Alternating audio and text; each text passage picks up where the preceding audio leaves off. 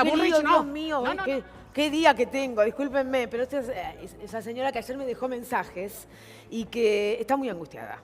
Porque, bueno, dice que lo votó y que no sabe qué hacer con el tema. Muchos argentinos están Hay angustiados. mucha gente que está muy angustiada. Bueno, me vienen a hablar del empleo. Recién estábamos hablando con Moyano, dimos algunas cifras respecto de la necesidad de la gente de conseguir trabajo. Y me acompaña Nicolás Trota, rector de la UMED en la Universidad Metropolitana, que yo contaba que las universidades además andan con muchos problemas en esta semana. Y Diego Schlesser, investigador. A ver si me pueden graficar cuál es la situación del empleo en la Argentina hoy. Nicolás. Yo creo que es una situación grave, primero porque empieza a crecer en desempleo, que es algo nuevo en este proceso de la gestión de Mauricio Macri, y nosotros frente a esa realidad habíamos analizado previamente lo que era un proceso de precarización laboral que vivía la Argentina, ¿no? Porque el empleo que se creó en su momento en el año 2017 se vincula a todo lo que es el monotributo. La destrucción también ha sido una característica del empleo industrial, si nosotros tomamos en cuenta que se han destruido más de 78.000 puestos de trabajo en el sector industrial. ¿Cuántos? 78.000 puestos de trabajo. De los 26 subsectores que tiene el sector industrial, 25 han destruido empleo. Y tenemos que tomar en cuenta que... Pero a ver si se puede entender esto, porque si no, a veces cuando damos cifras es muy complejo. Porque vos nos estás contando esto, Nicolás, y por otro lado el presidente dice que se han creado empleos en En parte Argentina. se han creado, un empleo más vinculado a la precarización laboral, los monotributistas.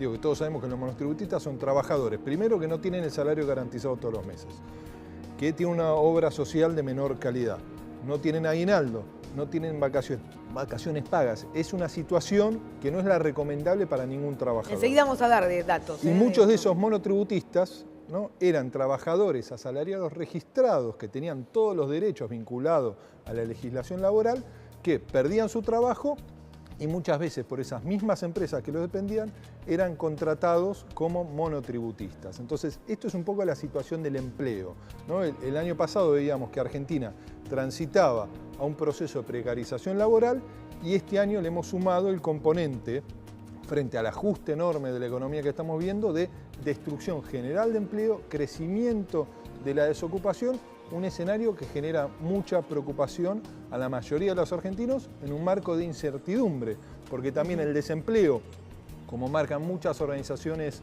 sindicales, es un estímulo para intentar disciplinar también el reclamo de mejores salarios. Entonces, es una situación muy compleja la que hoy estamos en nuestro país. A ver, Diego, en la investigación de este tema, porque acá lo importante es hablar de una matriz productiva que evidentemente la Argentina no está cuidando, por lo que todos ya sabemos, las importaciones, es decir, un modelo que no apunta justamente a la generación de trabajo genuino, que es lo que está faltando en el país, ¿o no? Sí, claramente, lo plantea Nicolás, es parte de un proceso sistemático. Para ponerlo en cifras, en 2 años de crecimiento económico bastante significativo, el 75% del empleo creado, creado es o monotributista, autónomo o empleo no registrado directamente. Y esto plantea un grado de precariedad y una base para lo que es esta crisis de manera preocupante, francamente. Y lo que tenemos es, desde el punto de vista productivo, es claramente un desmantelamiento de algunos procesos productivos que antes estaban protegidos de alguna manera por distintas políticas que se habían implementado en los 12 años. Esas protecciones fueron desmanteladas, en muchos casos de manera drástica, y lo que tenemos hoy entonces es destrucción de algunas actividades que tienen alto valor agregado. Hay una característica interesante que tal vez se hace poca referencia, es que a pesar del discurso del aumento de la productividad por la incorporación de capital y de tecnología, bueno, uno advierte que en estos últimos 2 años de crecimiento económico, Sí. la productividad laboral Sí. se mantuvo constante. A ver, si les parece, quiero compartir con ustedes el trabajo que preparó Adrián González, que tiene que ver con la patria monotributista, que quizás ayude algún dato más y yo quiero después la reflexión de ustedes sobre el tema. A ver, Adrián, ¿por qué no nos contás qué pasa con esto? Cómo no, Rosario, tengan todos buenas noches. Bueno, vos sabés, Rosario, que el empleo del monotributo tiene algunas características. Una de ellas es que, primero, no te paga indemnización. Segundo, no tenés vacaciones. Tercero, cuando ya no servís o cuando ya terminó el trabajo, te dicen gracias por los servicios prestados, buenas noches, y ahí nomás te mandan a tu casa. Vos fíjate que un poco corroborando lo que decían los invitados, los especialistas, el empleo monotributista es el que más crece, Rosario. Hay 3.200.000 monotributistas en toda la República Argentina. Y esto significa a casi un 14% de la población económicamente activa. Ahora, claro, esto tiene que ver también con la destrucción del empleo industrial, que allí, como decía Nicolás Trota, se han destruido empleos industriales. Lo vamos a tener en otra placa también, unos 78.000 empleos, acá está, 73.800 puestos de trabajo desde diciembre del 2015. Esto significa una caída de casi el 6%, Rosario. Pero esto tiene que ver también, claro está, porque hace unos días nomás el Fondo Monetario Internacional le aconsejó, entre otras medidas, al gobierno argentino que insista con la reforma laboral, porque si no, dicen, no van a venir inversiones. Es decir, es lo mismo de siempre el Fondo Monetario Internacional, que como se ve no ha cambiado absolutamente nada. Entonces, de alguna forma, Rosario, lo que le están pidiendo al gobierno es precisamente que se genere esta reforma laboral. ¿Qué dice la reforma laboral que le piden? Bueno, por supuesto, van a tener que achicar el gasto, van a tener que... Ahí tenemos un parangón con lo que ha pasado en Brasil, ¿no es cierto? Me parece importante porque allí sí hay reforma laboral, claro, para tener en cuenta entonces. Hagamos entonces política económica comparada y digamos que en Brasil, en el año 2013, el desempleo era del 7,7%. En el año 2017, es decir, cuando se implementó la reforma y un año después que destituyeran a Dilma Rousseff, en lugar de tener más trabajo, hay menos. Hay menos. Vos fijate que hay un 13,2%, ¿no? Con lo cual, ¿esto qué quiere decir? Bueno, Rosario, que en definitiva la reforma laboral lo que va a hacer es crear más desempleo en lugar de crear más trabajo. Ahí está, me parecía importante tener este parangón incluso con Brasil, Nicolás, que vos conocés bastante sobre el tema. Es la desocupación más alta de los últimos 20 años que tiene Brasil, ¿no? Entonces ahí creo que la reflexión que debemos dar es no solo ver lo que han hecho países vecinos y las consecuencias, sino también analizar la historia económica de Argentina. Si las políticas que aplicó Macri desde diciembre del 2015 nos trajeron este presente que implicó no solo crecimiento de la pobreza, del desempleo, de la precarización laboral, sino que la Argentina salga corriendo al prestamista de última instancia, que es el Fondo Monetario Internacional. ¿Cómo podemos esperar que sosteniendo estas políticas tengamos resultados positivos para nuestra sociedad? Porque el ministro de Trabajo no es el que genera empleo. El que genera empleo es el modelo económico que se establece en un país, ¿no? Entonces, la apertura de nuestra economía y la caída del consumo que estamos viviendo, entre otras cosas, porque los salarios pierden mes a mes con la inflación, llevamos una pérdida de casi 9 puntos porcentuales este mes, con una inflación en alza que en la interanual está arriba del 30%, nos lleva a que se empiece a perder empleo en el sector industrial y que para la sociedad sepa, el sector industrial tiene salarios por arriba de la media, ¿no? Y cuando se creaba empleo en una etapa del gobierno de Macri, quien creaba la construcción, cuyos salarios están 17% por debajo de la media. Pero hoy ni siquiera la construcción crea, porque el freno de mano de la obra pública a partir de las exigencias del Fondo Monetario Internacional implica también que este mes la construcción ha destruido empleo también. Ahora, Diego, cuando uno habla del mundo laboral, en definitiva, Algunos especialistas te dicen, lo que pasa es que la Argentina está en una etapa casi de los dinosaurios, porque el mundo está reconvirtiendo la estructura laboral. Está la inteligencia artificial, es decir, ya hay que pensar de otra manera el trabajo. Y nosotros todavía seguimos con estatutos y cumpliendo algunas cosas que vienen de sindicatos de los años 70. Entonces aquí hay un gobierno que dice, hay que modernizar el país para poder generar trabajos que se requieren y no esta estructura anquilosada que atrasa. Bueno, son argumentos que se plantean todas las décadas prácticamente. Es curioso que en general todas las reformas laborales que se han implementado ya hace por lo menos 30 o 40 años, siempre plantean la modernización como única estrategia. Y la verdad es que está bien, es cierto que se avecina un cambio tecnológico, pero eso no significa que haya que bajar los costos laborales, que haya que precarizar las condiciones laborales, que haya que flexibilizar las condiciones de trabajo. Son dos cosas diferentes.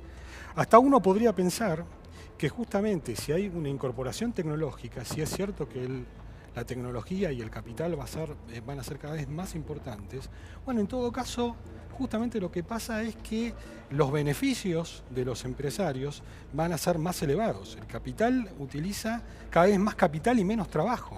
Con lo cual, uno podría pensar que en vez de proteger a los trabajadores, como plantean todas estas reformas laborales con estos argumentos, al contrario, habría que protegerlos más. Lo planteo como un tema para discutir, ¿no? Porque siempre es bastante unidimensional. Ahí tenemos precios y salarios, inflación de los trabajadores, julio 2017 versus julio 2018, 30,8%, fuente UMET. Sí, y de que comenzó el año, 19,4%. Recordemos que la meta para todo el año era el 15% y en 7 meses la hemos superado. Primero era el 10. El 10. Se aprobó el presupuesto, al día siguiente se fue el 15%. Sí. Y es el tercer año que el gobierno, uno se puede equivocar una vez, 3 veces, la tercera vez que subestima la inflación para condicionar la paritaria, el salario está perdiendo. Y Rosario, tenemos que ser conscientes. Bueno, pero ahora hubo un cambio en el sentido de que el gobierno ya no te dice el segundo semestre vamos a estar bien, sino te dice este segundo semestre vamos a estar mal. Sí. Y la inflación es del 30%, ya admitido. La inflación de este año va a superar... El 30%, decís. Sí, va a superar claramente el 30%, va a ser un año... La de los gremios es 35,8%. Si proyectamos lo que fueron los primeros 7 meses, va a ir a ese porcentaje. Y la realidad es que este va a ser un año peor para los salarios que el 2016, que tuvo un pico de caída del 11% en el mes de junio. Y Rosario, tenemos que comprender que gran parte de la economía argentina depende del mercado interno.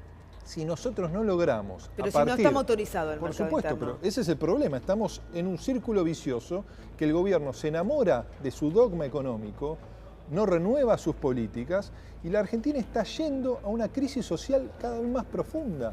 ¿Por qué?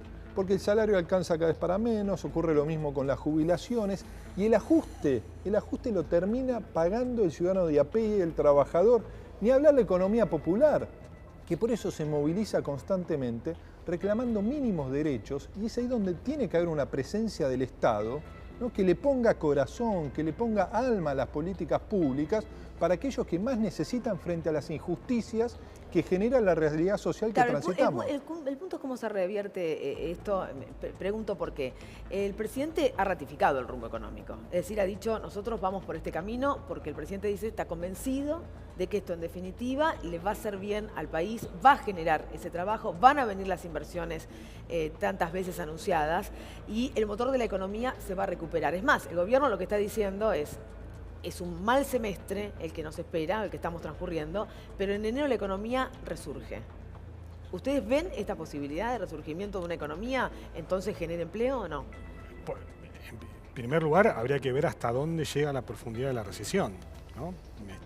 No lo sabemos. No todavía lo sabemos, o sea, es difícil pensar... Es más, ni siquiera está declarado técnicamente la recesión porque viste que tienen que pasar los 2 trimestres, pero la recesión ya está. Pero digo... Más allá de que técnicamente se diga. Aún no sabemos hasta dónde, cuál va a ser, primero, la duración de la contracción económica y por lo tanto tampoco sabemos hasta dónde va a llegar la pérdida de empleo. O sea, recién estos datos que se mostraban previamente de la tasa de desempleo del 9,1%, es un dato que proviene del primer trimestre de este año, o sea, previo a la crisis. Así es. nosotros, la última información del Ministerio de Trabajo llega hasta el mes de mayo. Así es. Y en ese mes de mayo se perdieron 70.000 puestos de trabajo, perdón, 40.000 puestos de trabajo.